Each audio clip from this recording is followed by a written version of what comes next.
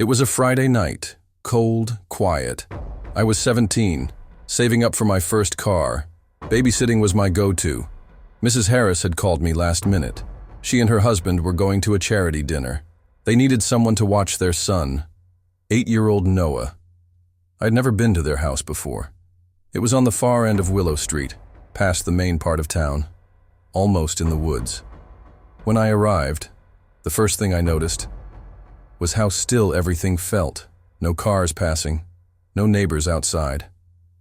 Just the faint rustle of leaves in the cold wind. Mrs. Harris greeted me at the door. Her smile was polite, but hurried. They were late. She quickly introduced me to Noah. Shy kid, dark hair, wide eyes that didn't blink much. "We'll be back by 11, she said. "There's food in the fridge, but Noah's bedtime is 9. I nodded. Easy enough. Before leaving, Mr. Harris leaned closer to me, almost whispering, "Don't answer the door for anyone." I thought it was a strange thing to say, but I just smiled and nodded again. They left, the sound of their car fading into the distance, leaving me in that big, silent house. Noah was quiet, too quiet. He didn't want to watch TV, didn't want to play games. He just sat at the kitchen table, drawing, his small hand moving slowly across the paper. When I glanced over his shoulder, I froze. It was a drawing of a man, tall, thin, with no face, just a pale oval where features should be.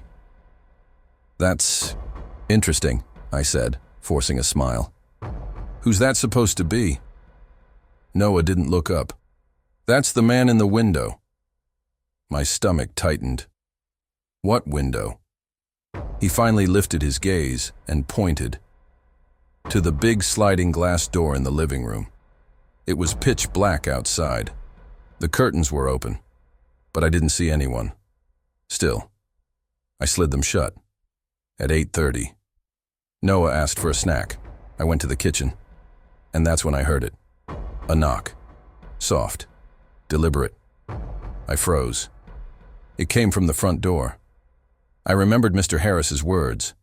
"Don't answer the door for anyone."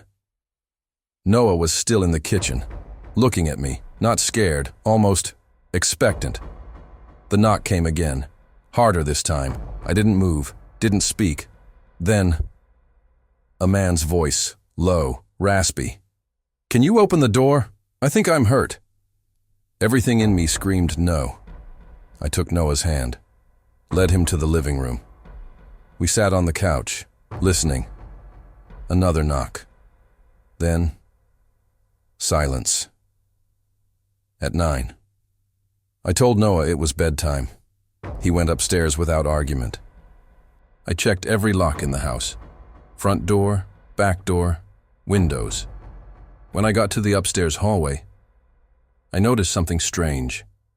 The curtains in Noah's room were open, and his window faced the backyard, directly toward the sliding glass door.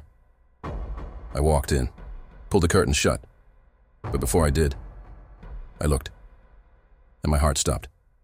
There was someone, standing at the tree line, motionless, tall, thin.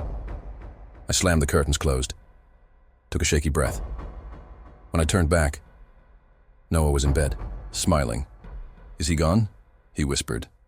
I forced a laugh, probably just someone walking their dog. But deep down, I knew there was no dog. The rest of the night was uneventful, or maybe too quiet to be normal. I sat in the living room, phone in hand. Every creak of the house made my skin crawl. At 10:45, headlights swept across the wall. The Harrises were home. Relief flooded me. Mrs. Harris thanked me, paid me, and I was about to leave when Mr. Harris asked, "Did anyone come to the door?" I hesitated. Someone knocked, but I didn't answer. He nodded slowly, almost like he expected it. As I stepped outside, he called after me, "Good job, you listened." That should have been the end of it. But the next morning, I got a text from an unknown number. It was a photo, a blurry shot of me, in the living room, closing the curtains in Noah's room. The text read, "You didn't wave back."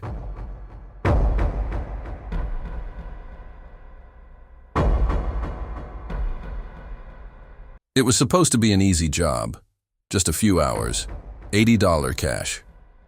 The Sanders family lived in an old Victorian house, the kind with high ceilings, long creaking hallways, and too many doors.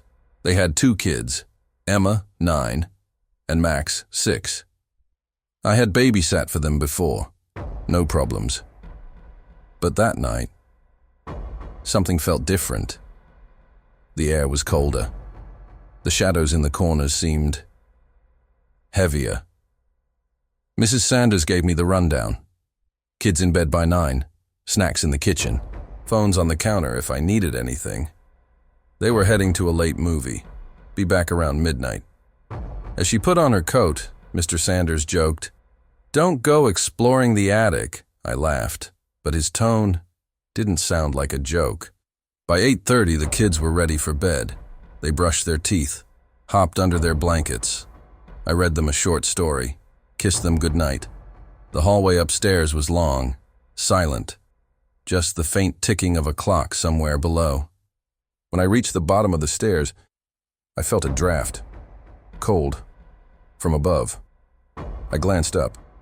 The attic door was at the end of the upstairs hallway, closed, but the light under it flickered.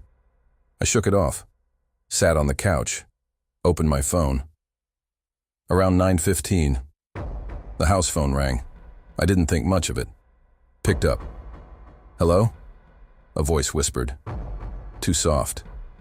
Too close to the receiver. "Check on the children." The line went dead. I stood there, heart pounding. Maybe it was a prank. Maybe the Sanders had forgotten something and were messing with me. I climbed the stairs, pushed open Emma's door. She was sleeping. Max, too. I exhaled, headed back down. At 9:40, the phone rang again. I picked it up quickly. "Who is this?" Same whisper, same cold tone. They're not alone. Goosebumps crawled over my skin. I hung up. This time, I checked the doors, the locks. Everything was shut tight, but the draft upstairs was stronger. I decided to call the Sanders. No answer. So I went upstairs again. Halfway down the hallway, I stopped. The attic door was open, not wide, just a crack. And from the darkness inside, something moved, a shadow pulling back, like it didn't want to be seen. I swallowed hard, closed the door gently, told myself it was my imagination. 10:05. The phone rang again. This time I didn't speak. I just listened. I could hear breathing, slow, measured. Then, footsteps, coming downstairs. But they weren't mine, and they weren't the kids. I slammed the phone down, rushed upstairs to Emma and Max, both asleep, breathing steadily. I decided to stay in their room until the Sanders came home. At 10:40, something scraped across the ceiling above us, the attic. Emma stirred, opened her eyes. "Is someone up there?" she whispered. I lied. "No, it's just the wind." But my eyes were locked on the ceiling. The sound moved, slowly, from one end to the other. Then, silence. 11:10. The Sanders still weren't home. I couldn't take it anymore. I left the kids' room, grabbed the phone, called 911. I told the dispatcher everything. The calls, the noises, the attic door. She asked me to hold. Then came back with a voice I'll never forget. "We traced the calls. They're coming from inside the house." Before I could respond, the line went dead. Then, from the hallway upstairs, a floorboard creaked. Slow, deliberate.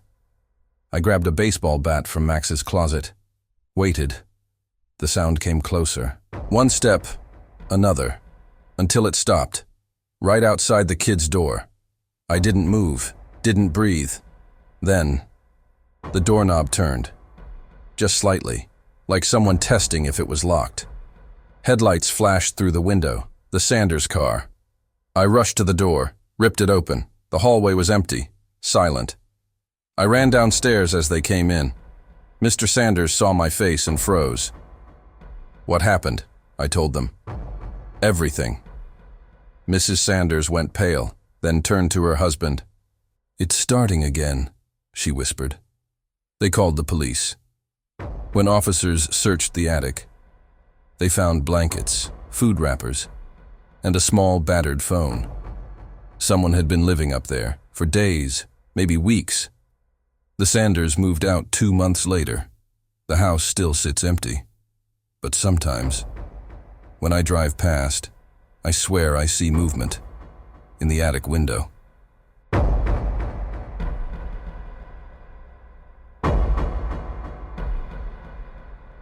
I didn't usually babysit for strangers, but my cousin was sick. She asked me to cover for her. The family lived in a 2-story townhouse, nothing unusual. Neat, quiet street. They had one child, Sophie, 7 years old. Her parents, the Millers, seemed nice enough, polite, a little rushed. Before leaving, Mrs. Miller hesitated in the hallway. She looked at me. Her tone changed. "One thing. Please, don't let Sophie go into our bedroom. And whatever you do, don't let her look in the tall mirror inside." I laughed, but she didn't. She just said, "It upsets her." Then they were gone. Sophie was sweet, polite, quiet. We colored in her books, had dinner, watched cartoons. At 8:30, I told her it was bedtime. She agreed, but as we walked upstairs, she stopped. She stared at the Miller's bedroom door. It was half open. I was sure it had been closed earlier. Her voice was almost a whisper. "He's in there." I tried to sound casual. "Who's in there?" She didn't answer, just walked into her own room. By 9 Sophie was asleep. I sat downstairs, scrolling on my phone. Then, a soft sound, not from outside, from upstairs, like fabric dragging on the floor. Slow. I climbed the stairs. The sound stopped. The Miller's bedroom door was wide open now. I stepped inside. It was neat, bed made, curtains closed. And there it was, the mirror. Tall, antique, frame carved with twisting shapes, like vines or veins. My reflection looked wrong. Not warped, just a half-second delayed. I backed out of the room, closed the door. At 9:20, I heard footsteps upstairs. Light, almost playful. I rushed up. Sophie's bed was empty. The Miller's bedroom door was open again. She was inside, standing in front of the mirror. Her eyes were unfocused, her lips moving like she was whispering to someone. I pulled her away. "Hey, you're supposed to be in bed."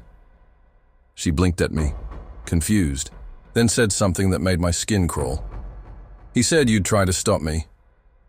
I put her back in bed, stayed until she fell asleep. This time, I locked the Miller's bedroom door. But at 9:45, I heard a knock, 3 soft taps, from upstairs. I didn't want to check, but I did. The lock was broken. The door stood open. The mirror was uncovered again. And there was something in it. Not me, not Sophie. Tall, dark. Its head tilted too far to one side. It didn't move, but I felt it watching me. I slammed the door. At 10:15, Sophie screamed. I ran upstairs. She was sitting in bed, pointing to the corner of the room. "He came in," she said, "but he's gone now." I checked. Nothing there. But her window was open, and on the glass, a handprint, too large to be hers. I decided we were staying downstairs until her parents came home. We sat on the couch, the TV playing softly. Then, from upstairs, the sound of something heavy falling. I told Sophie to stay put, grabbed the fireplace poker. Went up. The Miller's bedroom door was moving. Not open, not closed, just slowly swinging, like something had brushed past it. Inside, the mirror was cracked, right down the middle. But my reflection didn't match me. It was smiling. I backed out of the room, closed the door. When I turned, Sophie was right behind me. "He says it's time for you to see him," she whispered. Before I could react, the bedroom door creaked open on its own. The light in the room flickered, and for just a second, something stepped out of the mirror. Tall, thin, its movements wrong, like it didn't understand how to be human. I grabbed Sophie's hand, ran downstairs. At exactly 11:58, the Millers came home. Mrs. Miller took one look at Sophie, then at me, and sighed. "You opened the door, didn't you?" I told her it had been open when I found it. She didn't respond, just led Sophie upstairs. Mr. Miller stayed behind. "Don't tell anyone about tonight," he said. "People don't understand." I never babysat for them again. 2 weeks later, I heard the house was for sale. The listing didn't show the bedroom, but in one of the photos, a mirror was leaning against the wall in the background. And if you zoomed in, you could see a shape, standing, watching, smiling.